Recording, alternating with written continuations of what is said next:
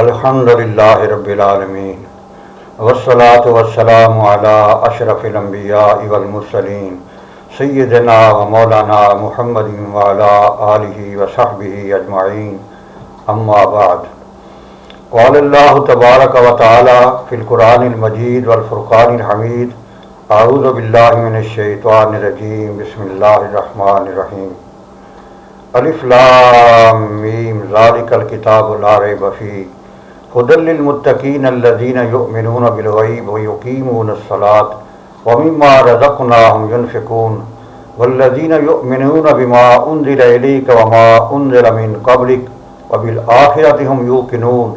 اولئک علی ھدی من ربہم واولئک هم المفلحون صدق اللہ العظیم۔ ارشاد باری تعالی ہے الف لام میم ذالک الکتاب لا ریب فیہ کہ یہ کتاب قرآن پاک اس میں شک نہیں، یہ ہدایت ہے ان متقی اور پرہیزگار لوگوں کے لیے جو کہ غیب پر ایمان لاتے ہیں، نماز قائم کرتے ہیں اور جو کچھ ہم نے عطا فرمایا اس میں سے اللہ تبارک و تعالیٰ کے راستہ میں خرچ کرتے ہیں الی آخر الآیہ۔ قرآن پاک اللہ تبارک و تعالیٰ کا وہ کلام ہے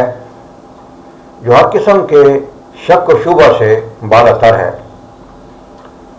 یعنی اس کی صداقت میں کسی قسم کا شبہ نہیں کیا جا سکتا کہ یہ اللہ تعالیٰ کا کلام ہے یا نہیں ہے، بلکہ یہ یقینی طور پر فی الواقعی اللہ تبارک و تعالیٰ کا ایسا کلام ہے جس میں جو ہر قسم کے شک و شبہ سے بالا تر ہے۔ مفسرین کرام نے قرآن پاک میں شک کرنے کی دو صورتیں بیان فرمائی ہیں۔ پہلی صورت یہ کہ جس چیز کے بارے میں شک کیا جا رہا ہے وہ فی الواقعی مشکوک ہو، اس میں شک ہو۔ دوسری صورت یہ ہے کہ جو آدمی شک کرے اس کی ذہنی حالت مشکوک ہو۔ تو علماء کرام کا فیصلہ ہے کہ جو آدمی یہ کہے کہ یہ قرآن پاک خدا کا کلام ہے یا نہیں ہے، یا اس میں کسی شک و شبہ کا اظہار کرے تو اس کی ذہنی حالت مشکوک ہے، کیونکہ قرآن پاک ایک ایسی کتاب ہے کہ جو اپنے نزول سے آج تک حفاظ کے سینوں میں، حافظوں کے سینوں میں، قاریوں کے سینوں میں محفوظ چلا رہا ہے، اور اس کی اس میں زیر و زبر کسی نقطہ کمی بیشی اس میں ہو ہی نہیں سکتی۔ بے عین ہی وہی کلام ہے جو نبی پاک صلی اللہ علیہ وسلم پر نازل کیا گیا تھا۔ تاہم کچھ لوگ ایسے ہیں جو آج بھی قرآن پاک کے بارے میں طرح طرح کی شکوک و شبہات میں دوسروں کو مبتلا کرنے کی کوشش کرتے ہیں۔ اس میں ایک بات یہ بھی ہے کہ آیا یہ کلام، یہ قرآن پاک یہ مخلوق ہے یا غیر مخلوق ہے۔ آج تو اس قسم کا شبہ چل رہا ہے کہ لوگوں کو اس بارے میں شک میں مبتلا کیا جائے کہ بھائی یہ کلام جو تم پڑھتے ہو یہ مخلوق ہے یا غیر مخلوق ہے۔ یہ ایک ایسا مسئلہ ہے کہ جس کے بارے میں نہ تو کسی سے روز قیامت پوچھا جائے گا اور نہ ہی اس بارے میں کوئی حساب و کتاب ہوگا کہ بھائی تم قرآن کو مخلوق مانتے ہو یا غیر مخلوق، اور نہ ہی اس پر کوئی جزا و سزا مرتب ہوگی۔ یہ صفات باری تعالیٰ کا مسئلہ ہے، یعنی کلام اللہ تبارک و تعالیٰ کی صفت ہے جیسے اور صفات ہیں، مثلا سمع، بصر، ارادہ، تکوین اور کلام۔ سمع یعنی اللہ تبارک و تعالیٰ سنتے ہیں، اور بصر یعنی اللہ تبارک و تعالیٰ دیکھتے ہیں۔ ارادہ یعنی اللہ تبارک و تعالیٰ ارادہ کرتے ہیں کسی کام کو کرنے کے لیے، اور اللہ تبارک و تعالیٰ جب کسی کام کو کرنے کا ارادہ کرتے ہیں اسے کہتے ہیں کن، ہو جا تو ہو جاتا ہے۔ اور کلام اللہ تبارک و تعالیٰ کی صفت ہے۔ ارشاد فرمایا وَكَلَّمَ اللَّهُ مُوسَىٰ تَكْلِيمًا کہ اللہ تبارک و تعالیٰ نے موسیٰ علیہ السلام سے کلام کیا۔ اسی طرح قرآن پاک بھی اللہ تبارک و تعالیٰ کا کلام ہے۔ اب عقیدہ کی بات یہ ہے کہ اللہ تبارک و تعالیٰ کو کسی نے پیدا نہیں کیا، بلکہ وہ اپنی ذات سے خود ہی قائم و دائم ہے،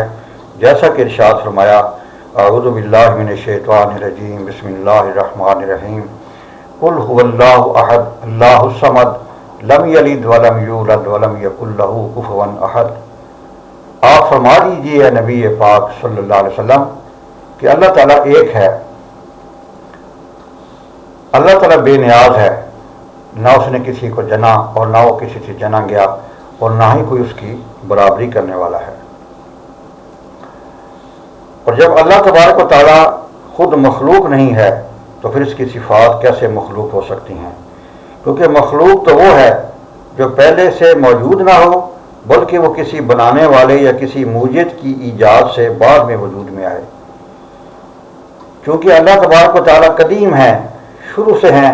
ہمیشہ سے ہیں، ہمیشہ ہی رہیں گے، اسی طرح اس کی صفات بھی ہمیشہ سے ہیں اور ہمیشہ رہیں گی، اور وہ اس کی ذات سے ہی قائم ہیں، یعنی اللہ تبارک و تعالیٰ کی صفات اللہ تبارک و تعالیٰ کی ذات سے ہی قائم ہیں اور اس سے جدا نہیں ہیں۔ اسی طرح سمجھ لیں کہ قرآن جو اللہ تبارک و تعالیٰ کا کلام ہے اور اس کی صفت ہے، وہ مخلوق نہیں بلکہ غیر مخلوق ہے۔ ہاں، قرآن پاک کا کاغذ اور اس کی روشنائی جس سے وہ لکھا جاتا ہے، یا قرآن پاک کا گتا اور غلاف، یہ تو مخلوق ہیں، یعنی کسی کے بنائے ہوئے ہیں، باقی کلام وہ غیر مخلوق ہے۔ باقی رہا یہ مسئلہ کہ فرشتہ نے جبرائیل علیہ السلام نے اللہ تبارک و تعالیٰ سے اس کے کلام کو کیسے سنا، کیونکہ آواز اور حروف تو مخلوق کی صفت ہے، تو یہ کیسے ممکن ہے کہ آواز اللہ تعالیٰ کی آواز ہو یا حروف ہوں؟ اس بارے میں عرض ہے کہ اپنے کلام کو سنا دینا یہ خالق کی قدرت میں داخل ہے۔ کس نے جبرائیل علیہ السلام کو اپنا کلام کیسے سنایا، یہ وہی بہتر جانتا ہے۔ مفسرین کرام نے لکھا ہے کہ جب اللہ تبارک و تعالیٰ کی طرف سے کوئی حکم نازل ہوتا ہے تو اس کی کیفیت ایسے ہوتی ہے جیسے چکنے پتھر پر کوئی زنجیر کھینچی جائے۔ اس سے جو آواز پیدا ہوتی ہے وہی اس حکم کی مثال ہے، اور فرشتے سمجھ جاتے ہیں کہ کیا حکم نازل ہوا ہے۔ پھر وہ آپس میں اس کا مذاکرہ کرتے ہیں کہ جناب باری تعالیٰ کی طرف سے کیا حکم نازل ہوا ہے اور ہم نے کیا کرنا ہے، ہماری کیا ڈیوٹی ہے، ہمارے کیا فرائض ہیں اس حکم کے بارے میں۔ یہ ہے اللہ تبارک و تعالیٰ کے کلام کی مثال کہ اللہ تبارک و تعالیٰ فرشتوں سے کیسے کلام فرماتے ہیں، یا آئندہ انہیں ہونے والے واقعات کے بارے میں کیسے حکم دیا جاتا ہے، اس کی مثال اس طرح ہے، یعنی اس سوال کا یہ جواب ہے کہ فرشتہ نے اللہ تبارک و تعالیٰ سے کلام کو کیسے سنا۔ ارشاد باری تعالیٰ ہے کہ ان اللہ علی کل شیء قدیر، کہ اللہ تبارک و تعالیٰ ہر چیز پر قادر ہیں، ہر بات پر قادر ہیں، ہر کام کر سکتے ہیں۔ اللہ تبارک و تعالیٰ کی صفات، اللہ تبارک و تعالیٰ کی جو احکامات ہیں، اس کی حکمتیں ہماری ناقص عقل میں نہیں سما سکتی، اور ہماری عقل میں یہ بات نہیں آ سکتی کہ اللہ تبارک و تعالیٰ کے صفات جو ہیں وہ کیسے ہیں، اور اللہ تبارک و تعالیٰ نے قرآن پاک کو کیسے نازل کیا۔ کیونکہ عقیدہ کی بات میں نے عرض کر دی ہے کہ قرآن پاک غیر مخلوق ہے۔ ہاں، اس کے جو یہ کاغذ وغیرہ ہے یا گتا ہے، روشنائی ہے، یہ تو انسان کے بنائے ہوئے ہیں، باقی کلام اللہ تبارک و تعالیٰ کا غیر مخلوق ہے۔ بہرحال جو سچا مسلمان ہے وہ اس باس مباحثہ میں نہیں پڑتا اور قرآن پاک کی تلاوت کرتا رہتا ہے اور اس کے احکامات پر عمل کرتا ہے، اور خواہ مخواہ شک و شبہات اور کٹ حجتیوں کی باتوں میں نہیں پڑتا، کیونکہ یہ قرآن ہی تو ہے جو اپنے محبت کرنے والوں کی قبر میں بھی مدد کرے گا اور نورانی شکل میں آ جائے گا، اور آخرت میں بھی اس کی شفاعت کرے گا اور اس کی خطائیں معاف کرا کے اسے جنت میں داخل کرانے کا باعث بنے گا۔ فرمایا نبی پاک صلی اللہ علیہ وسلم نے الرمضان والقرآن مشفعان، کہ رمضان اور قرآن بندہ کی شفاعت کریں گے۔ تو قرآن یہ کہے گا باری تعالیٰ اس شخص کو مجھ سے محبت تھی، یہ میری تلاوت کیا کرتا تھا، اب یہ گناہ گار ہے، اگر آپ نے اس کو گناہ گاری کی وجہ سے جہنم میں ڈالنے کا فیصلہ کر لیا ہے تو برائے کرم میری شفاعت قبول فرمائے، سے جہنم سے نجات عطا فرمائیں۔ آپ نے ارشاد فرمایا فیشفعان کہ دونوں کی شفاعت اللہ تبارک تعالیٰ قبول فرمائیں گے۔ تو ایک مسلمان کو کیا چاہیے کہ اسے قرآن پاک کی تلاوت سے دنیا اور آخرت کی کامیابی نصیب ہوتی ہے۔ اسے اس بارے میں پڑھنے کی بھلا کیا ضرورت ہے کہ قرآن مخلوق ہے یا غیر مخلوق، اور نہ اس بارے میں پوچھا جائے گا۔ اللہ تبارک تعالیٰ سے دعا ہے کہ مجھے اور آپ کو اچھے اعمال کرنے کی توفیق عطا فرمائے، اور قرآن پاک کے بارے میں خواہ شک و شبہات کی باتیں کرنے سے محفوظ فرمائے، خاتمہ ایمان پر فرمائے۔ وما علینا الا البلاغ المبین۔